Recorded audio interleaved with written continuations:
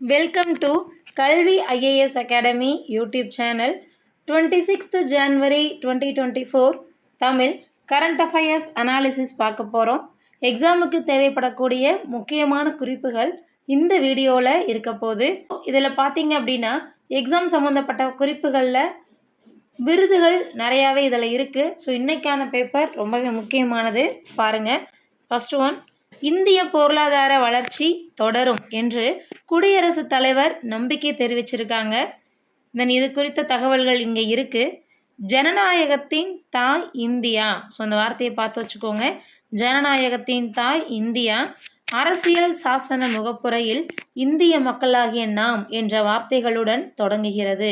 இந்த ஆவணத்தின் மைய பொருளான ஜனநாயகம் என்பதை இது எடுத்து காட்டுகிறது. இந்திய ஜனநாயக முறை மேற்கத்திய ஜனநாயக கோட்பாட்டை விட மிகவும் பழமையானது. இதுவே இந்தியாவை ஜனநாயகத்தின் தாய் என்று அழைப்பதற்கு காரணமாகும். வளர்ச்சியடைந்த தேசமாகும் என்ற பகுதியில் ஒரு சில வார்த்தைகள் கொடுக்கப்பட்டிருக்கு. நாட்டை புதிய உச்சங்களுக்கு கொண்டு செல்ல ஒரு பொன்னான வாய்ப்பு வழங்கப்பட்டுள்ளது. அரசியலமைப்பு சட்டத்தில் வகுக்கப்பட்டுள்ள அடிப்படை கடமைகளை குடிமக்கள் அனைவரும் பின்பற்ற வேண்டும் என்று குடியரசுத் தலைவர் தெரிவிச்சிருக்காங்க. தென் நெக்ஸ்ட் ஒன் பாருங்க, G20 மாநாடு. இந்திய தலைமைத்துவத்தின் கீழே டில்லியில் G20 உச்சி மாநாடு வெற்றிகரமாக நடந்தது. இதில் மக்கள் ஈடுபாடும் அதிக அளவில் இருந்திருக்கு. G20 உச்சி மாநாடு உலகளாவிய தெற்கின் குரலாக இந்தியா உருவெடுக்க ஊக்கப்படுத்தியது. சர்வதேச விஷயங்களில் இது தேவையான அம்சமாகும் என்றும் தெரிவிச்சிருக்காங்க. மேலும் விண்வெளி பயணம் என்ற தலைப்பில் ஒரு சில விஷயங்கள் இருக்கு. நிலவின் தென் பகுதியில் சந்திராயன் 3 விண்கலத்தை தரையிறக்கி இந்தியா உலக சாதனை படைத்ததுடன் ஆதித்யா L1 சூரிய விண்கலத்தை வெற்றிகரமாக சுற்றுப்பாதையில் நிலைநிறுத்தியது. இந்தியாவின் விண்வெளி பயணம் புதிய மைல்கல்களை எட்டியுள்ளது. இது அறிவியல் தொழில்நுட்ப பணிகளை மேற்கொள்ள அதிகப்படியான இளைஞர்களை, குறிப்பாக இளம் பெண்களை ஊக்கப்படுத்தும். நெக்ஸ்ட் ஒன் பாருங்க. ஸோ குடியரசு தின விழா, அதை பற்றின நியூஸ் இது. இந்தியாவில் பிரான்ஸ் அதிபர் மேக்ரான் குடியரசு தின விழாவிற்கு சிறப்பு விருந்தினராக வந்திருக்காரு. ஸோ இவருக்கு ஒரு பரிசு கொடுக்கப்பட்டிருக்கு இந்தியா சார்பில். அது என்ன அப்படின்னு பார்த்தீங்கன்னா, பாரம்பரியமிக்க ஹவா மஹால் பகுதியில் கைவினைப் பொருள்கள் விற்கும் பகுதியில் இருந்து அயோத்தி ராமர் கோவில் மாதிரியை வாங்கி பிரதமர் அவர்கள் பிரான்ஸ் அதிபருக்கு பரிசாக வழங்கியிருக்காங்க. நெக்ஸ்ட் நியூஸ், 3 விவசாயிகளுக்கு நம்மாழ்வார் விருது தமிழக அரசு அறிவிப்பு. தஞ்சாவூர் மாவட்டம் மகர்நோம்பு சாவடியை சேர்ந்த கோ சித்தர் முதல் பரிசுக்கு தேர்வு செய்யப்பட்டுள்ளார். அவருக்கு 2.5 லட்சம் ரொக்க பரிசும் சான்றிதழும் பதக்கமும் வழங்கப்படும். 2வது பரிசுக்கு தேர்வு செய்யப்பட்டுள்ள திருப்பூர் மாவட்டம் பொங்கலூரை சேர்ந்த K.V. பழனிசாமிக்கு 1.5 லட்சம் ரொக்கம், சான்றிதழ், பதக்கம் அளிக்கப்பட உள்ளன. இது மட்டும் இல்லை, 3வது இடத்திற்கு காஞ்சிபுரம் மாவட்டம் அச்சுக்கட்டு கிராமத்தைச் சேர்ந்த கு எழிலன் என்பவர் தேர்ந்தெடுக்கப்பட்டிருக்காரு. அவருக்கு 1 லட்சம் ரூபாய் ரொக்கம், சான்றிதழ், பதக்கம் ஆகியன வழங்கப்பட உள்ளன என்று தெரிவிக்கப்பட்டுள்ளது. நெக்ஸ்ட் நியூஸ் பாருங்க. வெங்கையா நாயுடு, வைஜெயந்தி மாலா, பத்மா சுப்பிரமணியத்துக்கு பத்மபூஷன், விஜயகாந்துக்கு பத்மபூஷன். ஸோ செய்திகளை பார்க்கலாம். தமிழகத்தைச் சேர்ந்த 7 பேருக்கு பத்ம விருதுகள் அறிவிக்கப்பட்டிருக்கு. ஸோ இவர்களில் பார்த்தீங்கன்னா பத்ம விபூஷன் 2 பத்மபூஷன் 1, பத்மஸ்ரீ 4 பேருக்கும் அறிவிச்சிருக்காங்க. கலைத்துறையில் சிறந்த சேவையாற்றியதற்காக வைஜெயந்தி மாலா, பத்மா சுப்பிரமணியம், சிரஞ்சீவி, விஜயகாந்துக்கும், பொது விவகாரங்களில் சிறப்பாக சேவை புரிந்த வெங்கையா நாயுடுக்கும் இந்த விருதை மத்திய அரசு அறிவிச்சிருக்காங்க. குடியரசு தினத்தையொட்டி பல்வேறு துறைகளில் சிறந்து விளங்குபவர்களுக்கு பத்ம விருதுகளை மத்திய அரசு அறிவிச்சாங்க. பத்ம விபூஷன் விருது 5 பேருக்கும், பத்மபூஷன் விருது 17 பேருக்கும், பத்மஸ்ரீ 110 பேருக்கும் அறிவிக்கப்பட்டிருக்கு. அதில் தமிழக முன்னாள் ஆளுநர் ஃபாத்திமா பீவி, பாடகி உஷா உதுப், நடிகர் மிதுன் சக்கரவர்த்தி, டென்னிஸ் வீரர் ரோஹன் போப்பண்ணா, குவாஸ் வீராங்கனை ஜோஸ்னா சின்னப்பா. கல்வி மற்றும் இலக்கிய பிரிவில் எழுத்தாளர் ஜேடி குரூஸ். சேஷம்பட்டி சிவலிங்கம். இந்தியாவின் முதல் யானை பெண் பராமரிப்பாளர் பார்வதி பருவா. வன சுற்றுச்சூழல் ஆய்வாளர் சாய்மி முர்மு. மிசோரமின் சமூக ஆர்வலர் சங்தாங்கிமா. பிளாஸ்டிக் அறுவை சிகிச்சை நிபுணர் பிரேமா தன்ராஜ். தெற்கு அந்தமானில் இயற்கை விவசாயம் செய்து வரும் செல்லம்மாள். 650க்கும் மேற்பட்ட அரிசி வகைகளை பாதுகாத்து வரும் காசர்கோட்டைச் சேர்ந்த விவசாயி சத்யநாராயண பெலோரி. சர்வதேச மல்லர் கம்பம் பயிற்சியாளர் உதய் விஸ்வநாத் தேஷ்பாண்டே உள்பட 110 பேருக்கு பத்மஸ்ரீ விருதுகள் அறிவிக்கப்பட்டிருக்கு. இதனை அடுத்து பார்த்தீங்க அப்படின்னா கோவையைச் சேர்ந்த வள்ளி ஒயில் கும்மி நடன கலைஞர் எம் பத்ரப்பனுக்கு வயசு 87 பத்மஸ்ரீ விருது அறிவிக்கப்பட்டிருக்கு. இவர் முருகன் வள்ளி கதைகளை பாட்டு மற்றும் நடனத்தை கலந்து சிறப்பாக வெளிப்படுத்துவார். அதற்காக தான் அவருக்கு பத்மஸ்ரீ விருதுன்னு தெரிவிச்சிருக்காங்க. ஆண்களுக்கான கலையாக கருதப்பட்ட வள்ளி ஒயில் கும்மி நடனக்கலையை பெண்களுக்கும் கற்று தந்திருக்கிறாரு அப்படிங்கிறதும் தெரிவிக்கப்பட்டிருக்கு. தென் நெக்ஸ்ட் நியூஸ் பாருங்க. கல்வியின் மையமாக திகழும் தமிழகம் மத்திய அமைச்சர் தர்மேந்திர பிரதாபன் தெரிவிச்சிருக்காரு. பண்டைய காலம் முதலே கல்வியின் மையமாக தமிழகம் திகழ்வதாக அவர் தெரிவிச்சிருக்காரு. நெக்ஸ்ட் ஒன், பாரம்பரிய கலைகளுக்கு முன்னோடி வள்ளி கும்மி.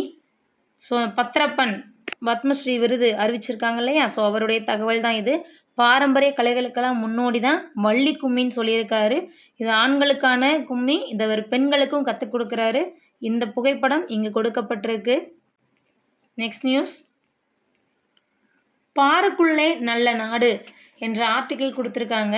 ஸோ இதில் பார்த்தீங்க அப்படின்னா ரிபப்ளிக் டேவை பற்றின ரொம்ப கிறிஸ்பான இன்ஃபர்மேஷன் இங்கே இருக்குது. இது உங்களுக்கு எக்ஸாமுக்கு யூஸ் ஆகும். இதை நீங்கள் ரீகால் பண்ணணுனாலும் பண்ணிக்கலாம், புதுசாக படிக்கிறீங்கனாலும் தெரிஞ்சுக்கோங்க. பாலிட்டியில் முக்கியமான ஏரியா.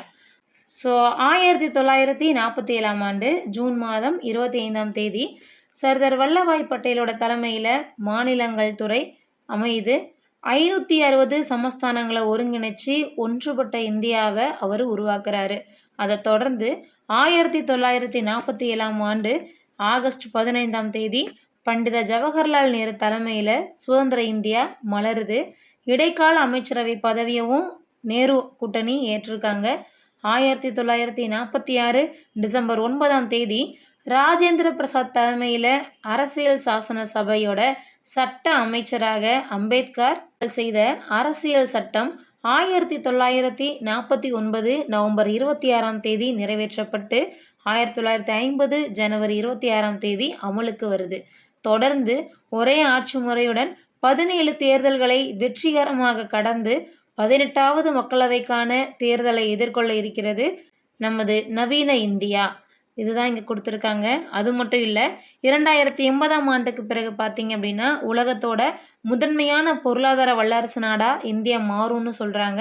ஸோ அது மட்டும் இல்லை, 2032லேயும் ஜப்பான் மற்றும் ஜெர்மனி போன்ற நாடுகளை பின்னுக்கு தள்ளி உலகில் 3வது பெரிய பொருளாதார நாடாக உருவெடுக்கணும் நம்பப்படுது. ஸோ இதை தெரிவித்தவங்க யார் அப்படின்னா பிரிட்டன் தலைநகர் லண்டனை தலைமையிடமாக கொண்டு செயல்பட்டு இருக்கிற CIPR அப்படிங்கிற நிறுவனம் தான்.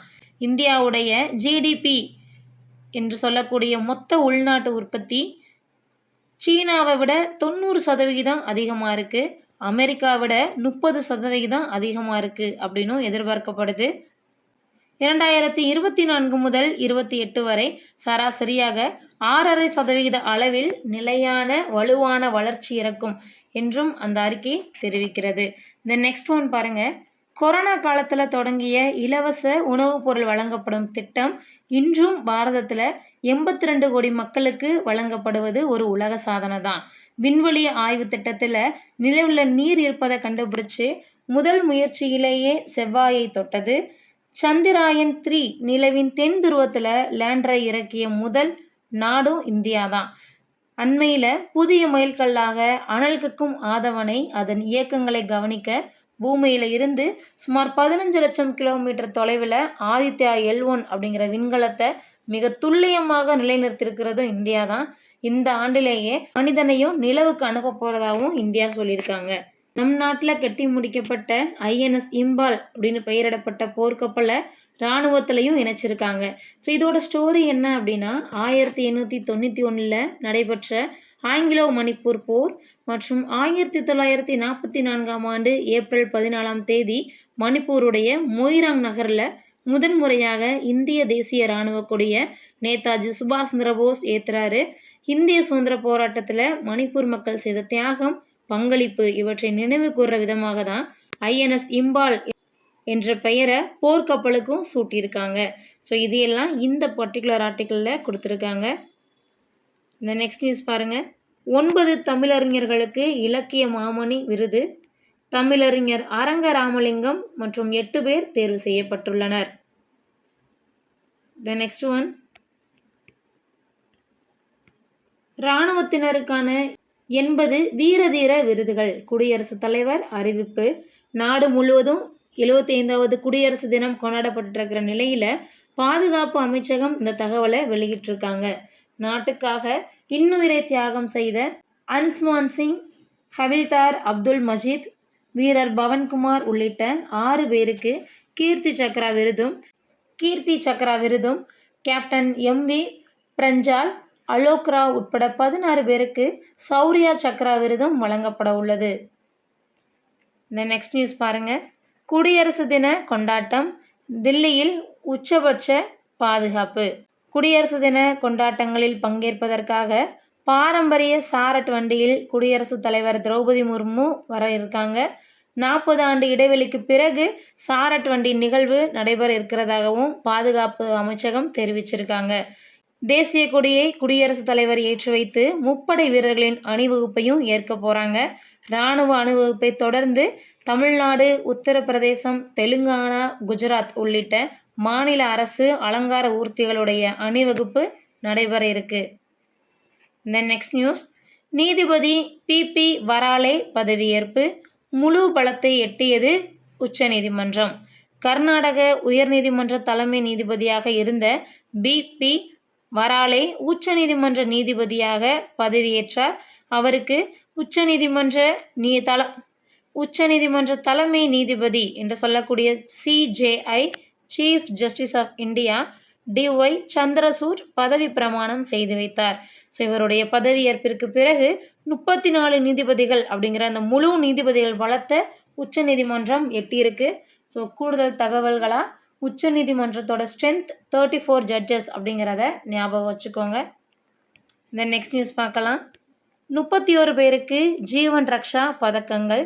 குடியரசுத் தலைவர் ஒப்புதல். உயிர் காக்கும் மனிதத்தன்மை மிக்க தீரச் செயல்கள் மேற்கொண்டவர்களுக்கு மத்திய அரசால் வழங்கப்படும் ஜீவன் ரக்ஷா பதக்கங்கள் 2023 ஆண்டுக்கு தமிழகத்தைச் சேர்ந்த 2 உட்பட மொத்தம் 31 பேருக்கு வழங்க குடியரசுத் தலைவர் திரௌபதி முர்மு ஒப்புதல் அளிச்சிருக்காங்க. இந்த விவகாரங்களை மத்திய உள்துறை அமைச்சகம் வியாழக்கிழமை வெளியிட்டது. இந்த நெக்ஸ்ட் நியூஸ், இந்திய தேர்தல் ஆணையத்தின் நவீன தொழில்நுட்பங்கள். குடியரசுத் தலைவர் பாராட்டு. இந்தியா குடியரசு நாடாக உருவெடுப்பதற்கு ஒரு நாள் முன்னதாக 1950 ஆண்டு ஜனவரி 25 இந்திய தேர்தல் ஆணையம் நிறுவப்பட்ட தினம். கடந்த 14 ஆண்டுகளாக தேசிய வாக்காளர் தினமாக கடைபிடிக்கப்பட்டு வருது. வாக்காளர்களிடையே வாக்களிப்பதன் அவசியம் குறித்த விழிப்புணர்வையும் ஏற்படுத்திட்டு இருக்கு. இதுதான் இதனுடைய நோக்கம் என்று குடியரசுத் தலைவர் முர்மு அவர்கள் தெரிவிச்சிருக்காங்க. Next news, sports area. பதக்கப்பட்டியலில் தமிழகம் முன்னேற்றம். கூடைப்பந்து, தடகளத்தில் அசத்தல் வெற்றி. ஸோ கேலோ இந்தியா இளைஞர்கள் விளையாட்டு போட்டி நடந்துட்டு இருக்கு இல்லையா? ஸோ அதில் தான் இந்த வெற்றி நடந்திருக்கு. அது குறித்த தகவல்கள் தான் இந்த தகவல். இந்த நெக்ஸ்ட் ஒன் பாருங்க. 2023 ஆண்டுக்கான ICCயின் சிறந்த ஒருநாள் கிரிக்கெட் வீரர் விருதை இந்தியாவின் விராட் கோலி வென்றார். அவர் இந்த விருதை பெறுவது இது 4வது முறை. நெக்ஸ்ட் ஒன், ISSF உலகக்கோப்பை துப்பாக்கிச் சுடுதல் போட்டி எகிப்தின் கெய்ரோ நகரில் தொடங்குது. இந்த நெக்ஸ்ட் நியூஸ் பார்க்கலாம். அயோத்தி ராமர் கோவிலில் தரிசன நேரம் நீட்டிப்பு. பக்தர்கள் கூட்டத்தை கட்டுப்படுத்த மற்ற மாவட்டங்களிலிருந்து அயோத்தி நோக்கி வரும் அனைவரும் முக்கிய சாலைகளிலும் வாகன போக்குவரத்திற்கு தடை விதிக்கப்பட்டுள்ளது. The next news. சமாதான பேச்சுக்கு நெதன்யாகு முட்டுக்கட்டை, கத்தார் குற்றச்சாட்டு. தனது அரசியல் லாபத்திற்காக காசா போர் நிறுத்தம் மற்றும் பிணை கைதிகள் விடுவிப்பு தொடர்பான பேச்சுவார்த்தைக்கு இஸ்ரேல் பிரதமர் பெஞ்சமின் நெதன்யாகு முட்டுக்கட்டை ஏற்படுத்துவதாக கத்தார் குற்றம் சாட்டியுள்ளது. காசா உயிரிழப்பு 25,700 கடந்துள்ளது. நெக்ஸ்ட் நியூஸ் பார்க்கலாம். போர் கைதிகளுடன் விமானம் விழுந்த விவகாரம், சர்வதேச விசாரணைக்கு உக்ரைன் அழைப்பு. ரஷ்ய இராணுவ விமானம் விழுந்து நொறுங்கியதில் 65 உக்ரைன் போர் கைதிகள் உட்பட 75 பேர் உயிரிழந்ததாக கூறப்படுகிறது. இது குறித்து அந்த நாட்டு அதிபர் என்ன தெரிவிச்சிருக்காங்க அப்படின்னா, ரஷ்யாவுடைய பெல்கராட் நகரில் உக்ரைன் போர் கைதிகள் வந்த விமானம் விழுந்து நொறுங்கியது. இது குறித்த விரிவான தகவல்கள் கொடுக்கப்பட வேண்டும்னு சொல்லியிருக்காங்க. நெக்ஸ்ட் நியூஸ் பாருங்க. 2023 சரிந்த இந்திய காப்பி ஏற்றுமதி. இதோட இன்னைக்கான கரண்ட் அஃபேர்ஸ் முடிஞ்சிடுச்சு. தேங்க்யூ அண்ட் தேங்க்ஸ் ஃபார் வாட்சிங்.